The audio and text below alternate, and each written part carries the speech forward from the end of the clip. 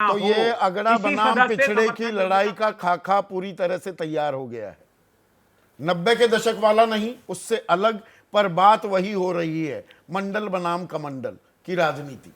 एक ही वाजपेयी। राहुल गांधी ने तो बड़े फॉर्मल वे में अपनी बात रखी थी हलवे वाली, और वो ये कह रहे थे कि फाइनेंस मिनिस्ट्री जो हलवा बांटती है उसमें ना ओबीसी ऑफिसर है, ना SC ST है, उनके कोई है ही नहीं उसमें, तो सब अपर कास्ट भरे हुए।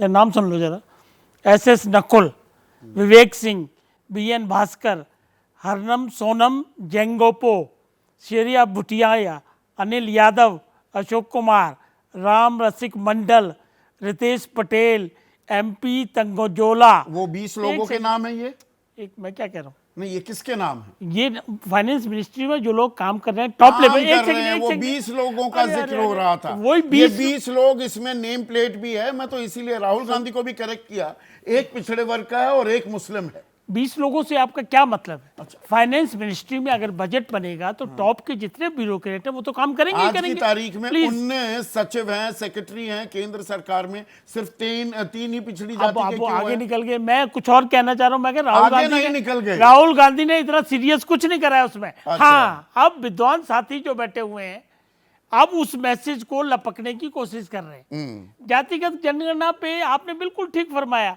कि 2011 में की जो जनगणना हुई थी उसको 13 में इन्होंने ही रोक दिया था, अपने आप कांग्रेस की सरकार थी। ये अब बड़े भारी जातिगत जनगणना की बात कर रहे हैं। पर ये अब चाहे भारी भरकम बातें कर रहे हो, जातिगत जनगणना होनी चाहिए कि नहीं? देखो, मैंने बार-बार हक मारा जा रहा है कि नहीं? मेरी बात सुन लीजिए। कुछ लोग ही देश के संसाधनों पर काबिज हैं या नहीं?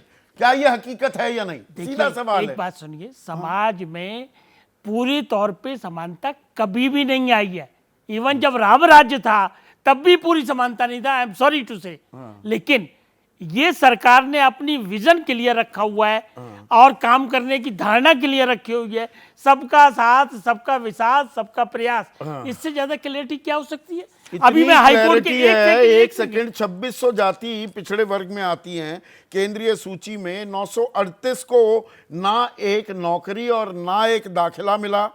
994 में सिर्फ 2.68% के दाखिले और नौकरी मिली, और 1% इन 2600 जातियों में से 50% से ज्यादा दाखिले और नौकरी हथिया ले गए।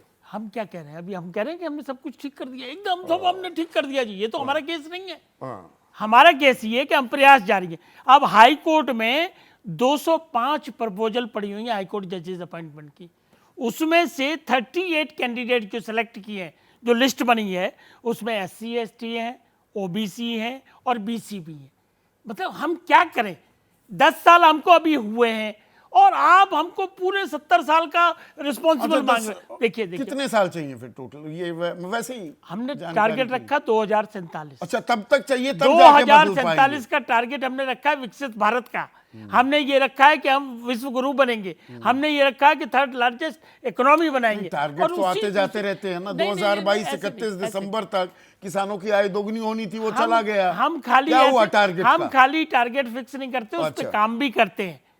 और अगर ठीक से चलता रहा मामला तो अगले 5 सालों में किसानों की आय वाकई दुगनी हो जाएगी। कुछ सालों में हो जाएगी।